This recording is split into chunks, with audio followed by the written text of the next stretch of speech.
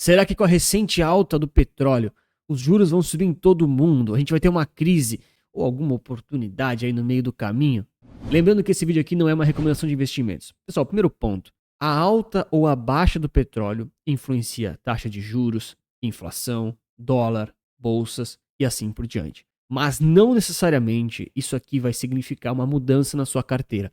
Quem me conhece aqui sabe que eu gosto muito de pegar os assuntos do dia a dia, a recorrência, que impactam sim a nossa vida, a nossa economia, para lembrar-nos que nós precisamos ter um bom plano e uma boa carteira de investimentos para justamente não ficar girando desnecessariamente só porque essas coisas acontecem.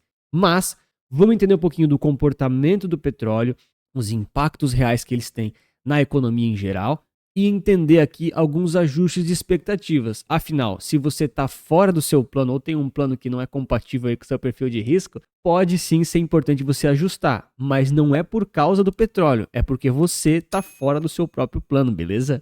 Então já comenta aí para mim o que você acha que vai acontecer em relação aos conflitos, em relação ao petróleo, juros e bolsas aí nas próximas semanas, para a gente alinhar as expectativas. Então hoje eu trouxe aqui vários estudos e vários dados para a gente acompanhar juntos e entender um pouquinho na prática todos esses impactos, ok? Aqui só para sua referência, o petróleo chegou a oscilar aqui próximo de 20% nas últimas 2 semanas mais ou menos, já corrigiu um pouquinho, mas ele está realmente se valorizando, trazendo volatilidade para os mercados, muito por causa dos conflitos entre os países, ok? Então efetivamente os conflitos dos países muitas vezes afetam ali a oferta e a demanda do petróleo. Isso faz também com que o preço dele suba. Os motivos efetivamente que faz ele oscilar, eu não vou conseguir trazer nesse vídeo porque é muito, muito complexo. Aqui vai ser uma coisa mais direta ao ponto, tá? O que eu quero trazer para vocês? Existe, de certa forma, uma correlação típica entre o preço do petróleo e as taxas de juros americanas e taxas de juros em geral. Por quê? Isso aqui é bem interessante para você entender um pouquinho sobre a economia em termos mais gerais. Acontecem sim algumas descorrelações, momentos diferentes, mas existe uma certa tendência a essa movimentação. O que acontece? Quando o preço do petróleo aqui, que é essa linha mais bege aqui, mais verde, para quem não sabe, eu tenho um pequeno grau de daltonismo, então as cores eu não sou muito bom, tá? Mas eu sou bom com análise de investimentos, então acho que eu estou no lugar certo. E essa linha aqui mais escura aqui seriam os juros americanos aqui de 10 anos. A gente vai considerar que a taxa de juros na média, tá bom? Então o que acontece? Existem momentos aqui que esses mercados estão laterais, que é difícil você pegar uma tendência, mas às vezes daqui, a gente já teve no passado recente, o mercado aqui de petróleo, né, que é o crude oil, mas tem o WTI também, eles são bem correlacionados, ele dá alguma disparada, independente do motivo, tá? Se é guerra, se é oferta e demanda, se os estoques estão mais altos, mais baixos, se limitaram a produção, não importa o motivo aqui para nós nesse momento. E o que acontece quando o preço do petróleo aumenta? Vamos pensar de forma econômica, tá certo? Bom, primeiro que praticamente em qualquer lugar do mundo, tudo que você consome tem basicamente alguma precificação natural em dólar. Ou seja, a comida que você compra no supermercado, ela tem uma ligação com o dólar. A gasolina que você compra para colocar no seu carro, no seu caminhão, também tem alguma precificação em dólar e assim por diante. Beleza, mas o que isso tem a ver com essa questão do petróleo e das taxas de juros, americanas principalmente? O que acontece? O petróleo, quando sobe, ele tende a encarecer toda a cadeia produtiva de todas as coisas do mundo. Por quê? No geral, tudo fica mais caro para se transportar para lá e para cá, através aí de meios convencionais, né? Caminhão aí, transportes que usam diesel, gasolina e assim por diante, acabam subindo e fica mais caro em geral o transporte aí dos produtos, seja lá se alimento ou não é, tá? E naturalmente esses produtos não vão ficar ali sem serem reajustados, então naturalmente quem vende vai reajustar para manter uma margem relativamente constante ou, enfim, não ter prejuízo pelo menos, né? E o que acontece com isso? Tende a inflacionar o mercado de forma geral. Então a alta do petróleo tende a inflacionar o mercado, deixar as coisas mais caras. E uma das formas dos governos aí segurarem um pouquinho a inflação é justamente aumentando a taxa de juros. Por isso a gente tem essa relação. Quando o petróleo aumenta, a tendência é o juros subir também, para segurar um pouquinho ali essa inflação geral. E por que eu comentei antes em relação ao dólar? Eu vou mostrar também a relação entre o dólar e o petróleo daqui a pouquinho. Então, logicamente, o mercado vai acompanhando essas altas do petróleo em relação à taxa de juros, porque quanto mais alto os juros, maior a tendência da inflação ser segurada. Porque a inflação, enfim, ela é medida de diversas formas, tem vários conceitos, mas uma das frases que eu escutei de um grande economista, acho que foi em 2020 ou 2019, e eu nunca esqueci, é uma forma mais simplista de encarar a inflação, tá? Não é o conceito perfeito, é uma explicação assim para mais simplificada, né? Basicamente é a velocidade que o dinheiro troca de mãos. Eu sei que tem toda uma discussão sobre isso, fica tranquilo, não precisa chorar nos comentários, mas efetivamente quando as taxas de juros sobem, a tendência é diminuir a velocidade com que o dinheiro troca de mãos, porque ele fica mais parado, ele tende a ficar mais na renda fixa, o dinheiro fica mais caro, ele não gira tanto assim. Depois de algum tempo, se o petróleo cair, independente das razões novamente, pode inclusive ser causado pelas taxas de juros ou por outras razões que a gente já sabe, as taxas de juros elas tendem aqui novamente a serem afrouxadas aí, ficar um pouco mais tranquilo, porque a tendência é que os preços das coisas caiam, tá? Dado todas as outras coisas constantes, né? Aqui no Brasil, eu acho que se o petróleo for para $1 hoje, as coisas não vão baixar de preço, mas estamos analisando mercados mais convencionais, tá certo? E isso aqui geralmente tem esse comportamento meio que junto, ok? Porém, em alguns momentos, é sim possível que haja um descolamento, ok? São situações um pouquinho diferentes. Olha só o que aconteceu aqui. O petróleo caiu, as taxas elas subiram, depois eles voltaram a ter algum tipo de correlação, mas eles estão aqui um pouco descorrelacionados, pelo menos aqui nessa faixa. Ainda assim, a regra geral é essa. Quando o preço do petróleo aumenta, as coisas tendem a ficar mais caras, porque isso faz com que toda a cadeia produtiva sofra um pouquinho de inflação. E essa inflação toda traz justamente esse aumento nas taxas de juros, traz também aí um aperto geralmente nas margens de algumas empresas e também um pouquinho de aversão a risco quando a gente fala de taxa de juros. E aí a gente geralmente tem um comportamento inverso em relação à alta aqui do petróleo e vai ter algum tipo de baixa aqui nas ações. Aqui eu botei o S&P como uma referência e coloquei aqui um contrato de dólar, aqui já está aqui está o crude oil também, né? Beleza. Mas é só para demonstrar que eles tendem a ter aqui um comportamento um pouquinho inverso, né? Notem, quando o petróleo aumentou, o S&P caiu. Quando o petróleo caiu, o S&P foi aumentando. Lógico que isso não é totalmente perfeito. Em condições de maior crise, de maior volatilidade, essas correlações elas são perdidas, tá? Isso aqui não é um jogo de soma zero perfeito. Existem muitos outros componentes econômicos também, tá certo? Mas existe sim, de certa forma aqui, essa relação, ainda que em alguns momentos ela pode ser perdida. A gente nota que em 2025, com as quedas dos mercados todos, eles até estavam correlacionados. Olha, já aproveito para deixar o like e se inscrever aqui no canal para mais análises e conteúdos como esse.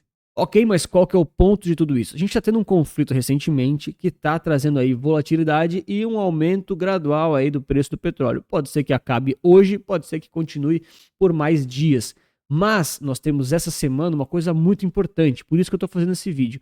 Nós temos aqui, ó, em 2 dias do horário que eu tô gravando aqui, que é 10h30 da manhã de segunda-feira, dia 16 de junho, nós temos aqui a reunião do Fed e também nós teremos aí decisões de taxas de juros do mundo, ok? Então o que acontece? Ninguém estava contando com um conflito, guerra, crise na semana passada, assim, do nada, né? A gente sabe que tem riscos, mas o mercado não conta com isso de forma ansiosa. Porém, agora que já começou, o pessoal está começando a ter um pouquinho de aversão a risco, começando a medir, de certa forma, os riscos de forma um pouco mais diferente aqui. Então, o que acontece? Nós teremos aqui a decisão das taxas de juros americanas. A maior tendência é que elas fiquem aqui iguais, né? Não se alterem. Opa, cor feia, né? Que elas não se alterem, tá certo? E é interessante porque o mercado precificava muitos cortes nas taxas de juros e agora ele já está muito mais neutro em relação a isso e pela primeira vez em meses começaram aqui ó, de forma milimétrica a precificar um aumento na taxa de juros americana, tá? Isso aqui não é relevante ainda, 0,1%, 0,2%, não é relevante, mas, enfim, alguém comprou, tá? Alguém comprou, alguém realmente falou, pô, e vai que sobe, né? Enfim, particularmente falando, eu acho que não vai subir, acho que vai ficar igual. A tendência é que aqui no FedWatch isso aqui fique muito, muito parecido com a decisão, quando está bem pertinho. Mas é muito importante que a gente acompanhe a ideia geral do discurso do Powell, que é o presidente lá do Fed, o Banco Central Americano, para ver o que eles estão pensando em relação a corte de juros. Qual que era o problema? No início do ano a gente tinha a questão ali das tarifas. Então a tarifa ia trazer inflação e tal. Daí beleza, pararam as tarifas e agora teve discurso de que não vai mais ter tarifa. Ok. Até aí, beleza, se cancelam as tarifas, o mercado está destravado para cima, né? Não tem, vamos dizer assim, tanta pressão inflacionária se as coisas voltam a ser como eram. Independente se está certo ou se não está. Agora, temos um novo, efetivamente um novo player na jogada, né? Que é o player petróleo e conflitos mundiais. Isso tudo traz uma certa aversão ao risco, medo, receio. Será que vai ter mais gente entrando na guerra? Será que não vai? Como é que os ativos serão atingidos? Então, muitas vezes isso aqui traz uma certa incerteza até em relação à inflação e pode trazer aqui a taxa de juros fixa por muito tempo, sem ela cair, como eles estão precificando aqui, mas também talvez sem aumentar. Temos que acompanhar e ver aqui as expectativas. Mesma coisa aqui para o nosso Copom, tá certo? Então eu trouxe aqui o Focus só para mostrar para vocês a expectativa da Selic aqui para o fim do ano. Ela segue, cara, considerável, né? Ela segue aqui, ó, em 14,75%. Não sei se dá para ver. Agora dá, né? Beleza, já está aqui, ó, 6 semanas seguidas com essa expectativa. Então a taxa de juros no Brasil também, a expectativa atual não é que ela vai cair não, tá? O pessoal tá ainda bem receoso em relação a tudo isso. E qual que é o meu ponto? Você não precisa adivinhar se a taxa vai subir ou se ela vai cair. A sua obrigação como investidor é ter um bom portfólio e uma boa carteira. Por isso aqui eu montei o Capital Certo, que é uma forma de você aprender aqui de forma muito prática e direta, um manual prático sobre ETFs e investimentos no Brasil. Eu tô para lançar essa semana, fechando aqui alguns detalhezinhos, tá certo? Você conseguir ter uma abordagem plena aí sobre ETFs no Brasil e também sobre vários conceitos de gestão de carteira, com um preço bem acessível para todo mundo conseguir entender mais de ETFs e de boas alocações. Para você justamente não precisar ficar adivinhando para onde que vai os juros, onde é que vai a Selic, o que vai acontecer com o mercado, porque a sua obrigação é investir de forma inteligente, ter uma carteira bem estruturada. Por isso que eu falei no início do vídeo, você não precisa efetivamente procurar se vai ser crise ou se vai ser oportunidade. Você precisa procurar dentro do seu método, da sua carteira, se o seu perfil de risco, as suas escolhas são compatíveis e são seguras. Essa é a sua obrigação. E claro, se você não quer saber de manual prático e quer alguma coisa mais avançada, eu tenho também a plataforma de análises, que inclusive de bônus tem as carteiras recomendadas, uma coisa mais direta ao ponto. Se você está interessado, clica ali no primeiro link da descrição ou no comentário fixado que está tudo lá explicado. E por fim aqui eu quero trazer essa questão em relação ao dólar e ao preço do petróleo. Como eu estava falando antes, o que acontece? Antigamente, os Estados Unidos, que tem o dólar, né, medido aqui através do DXY, que é o dólar em relação a várias moedas do mundo, eles tinham uma relação bem inversa, tá certo? Então aqui a gente tem em azulzinho o DXY, que é o dólar, e aqui nessa linha mais laranja aqui, vermelha, escreve nos comentários. Esse negócio das cores eu sou muito ruim, cara. Enfim, tem aqui essa relação desses dois ativos. Então, de forma geral, antigamente, devido aí às condições econômicas, à força do dólar, a questão ali tinha uma certa dominância, uma certa exclusividade aí dos americanos ali no mercado. Isso também ocorre aqui porque o petróleo ele é cotado em dólares. Ou seja, quando o dólar fica mais caro, a tendência aqui é reduzir a demanda global. E a gente via isso acontecendo em diversas situações. O dólar ele ficava mais caro aqui e o petróleo tinha aqui uma certa sofrência, né? De forma que quando o dólar ele se barateava, o petróleo aos poucos ia se valorizando. Lógico que teve crise no meio do caminho, teve outros momentos, ok? Mas a correlação era inversa na grande maioria dos casos, tá? Mas isso aqui começou a mudar aqui em 2021. Notem como a partir desse ponto o dólar e o petróleo começaram a ficar super correlacionados. Esse movimento aqui é super complexo de explicar, mas basicamente tem a ver com toda a inflação global, só que os Estados Unidos puxaram ali as taxas de juros para cima. E de certa forma até alguns investidores começaram a usar o petróleo e outras commodities como uma proteção inflacionária. Mas isso aqui é muito complexo para resumir num vídeo só. E sinceramente acho que vale aquela reflexão, né? Não é esse o ponto que você tem que dominar. A sua carteira ela tem que estar bem montada para que essas correlações que existiam, caso elas sejam perdidas ou então caso elas retornem, você ainda assim esteja protegido e seguro. Eu gosto muito de fazer essas análises mais profundas, porque elas trazem aqui para nós um certo entendimento do mercado para a gente se situar e para alinhar as expectativas. Assim a gente não fica surpreso quando as coisas acontecem de explodir ou de cair com tudo, porque efetivamente está um pouco mais no seu radar. Mas eu reforço, não é isso aqui que tem que mover a sua carteira, mover os seus investimentos ou fazer giros só porque, enfim, as coisas estão andando e tem conflito acontecendo. No final das contas, a volatilidade ela vai vir, ela vai sumir, ela vai desaparecer, mas o seu plano e o seu patrimônio tem que permanecer. Essa é verdadeiramente a obrigação do investidor. Eu trago aqui essa imagem do VIX, que é o nosso famoso índice do medo, o índice da volatilidade lá dos Estados Unidos, mas que tende a influenciar o mercado global todo, justamente para mostrar que houve aqui já um pequeno aumento do VIX aqui na semana passada, né, bem recentemente, tá bom?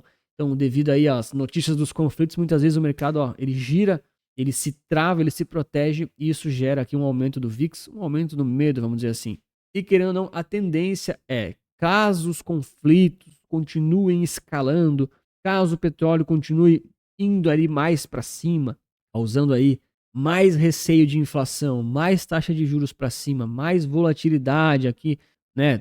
Cenário hipotético, ok? Isso aqui pode sim influenciar e acabar, enfim, até trazendo aí as bolsas para baixo, tá? Eu só mostro aqui para vocês, o VIX está agora em 19 pontos, basicamente, e ali em abril, bem recentemente, que teve ali aquela queda das tarifas, que o S&P caiu 20% lá e tal. Deve lembrar, faz 2 meses. Se você não lembra, você tem memória curta. No Brasil é comum as pessoas terem memória curta, mas isso não é bom, você tem que cuidar com isso, tem que ter memória boa, tá bom? Ou então anota numa agenda para ser lembrado lá em outubro do ano que vem.